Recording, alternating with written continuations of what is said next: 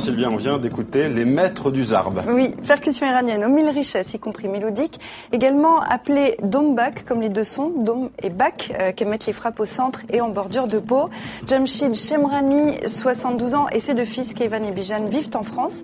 Ils se produisent depuis près de 18 ans sous le nom de trio Shemirani, presque exclusivement composé de percussions. Leur nouvel album, Dawar, est sorti le mois dernier chez Harmonia Mundi. Dawar inaugure une toute nouvelle collection qui sera consacrée aux musiques classiques du monde. Langage rythmique universel, le trio Shemirani est écouté en concert mardi au Café de la Danse à Paris. L'élection alors avait été repoussée. Les Nigérians devraient en tout cas élire leur prochain chef d'État dans exactement une semaine. Sylvia, un artiste, veut inciter les gens à aller aux urnes. Une série de peintures pour promouvoir la paix au Nigeria et un slogan, voter avec de l'encre, pas avec du sang. Le sang représenté, vous allez le voir, avec ses coulures de peinture vive. Victor Eika-Menor a étudié et longtemps vécu aux États-Unis. Il est revenu dans son pays d'origine il y a 7 ans et aujourd'hui, depuis son atelier de Lagos, loin des violences de Boko Haram, il ne cache pas son inquiétude pour le Nigeria. L'avenir est incertain. Il y a des gens qui menacent. Si leur candidat ne l'emporte pas, il y aura la guerre, disent-ils. Vous savez, quand vous entendez ce genre de choses, vous ne restez pas là assis sans rien dire.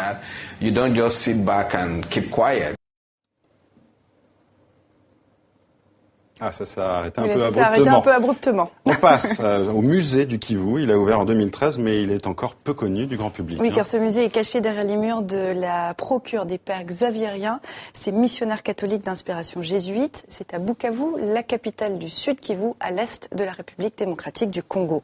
Depuis la fin de la Deuxième Guerre du Congo, il y a une dizaine d'années, le musée a collecté plusieurs centaines de statuettes, de masques, de fétiches, grâce aux chefs coutumiers des principales tribus, les Ga, Pembe, Chi et Buyu. Ce sont eux qui ont légué la plupart des pièces, certaines la plus vieille, a sans doute une centaine d'années, le musée du Kivu, un joyau peu connu perpétrant la mémoire collective d'une sagesse traditionnelle congolaise.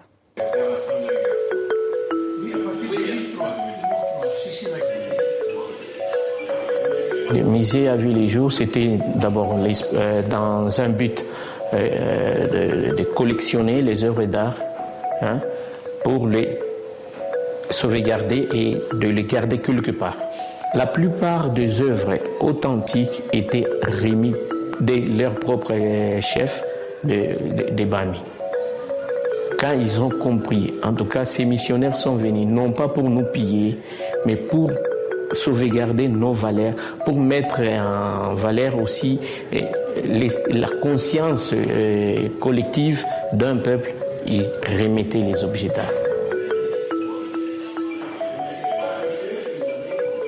Très beau. L'exposition Astérique à Buenos Aires, elle a été inaugurée hier dans un centre culturel du centre de la capitale argentine. Oui, c'est la même exposition montrée à la Bibliothèque nationale de France à Paris il y a 1 an. Elle a été traduite en espagnol, bien sûr, et des clins d'œil au vécu de René Goscinny en Argentine y ont été ajoutés. D'ailleurs, Marian, savez-vous pourquoi Obélix porte un pantalon aux rayures bleues et blanches ? Oh, les fameuses bretelles d'Obélix, est-ce que c'est une société symbolique ? Je ne sais pas. Parce que René Goscinny était supporter du Racing Club d'Avellaneda avec un maillot aux mêmes rayures verticales. Ah. Bon, c'est en tout cas ce qu'affirment les supporters de ce club de Buenos Aires. Ils sont pas fous, les Argentins. Qui était au sommet de sa gloire quand Goscinny vivait en Argentine.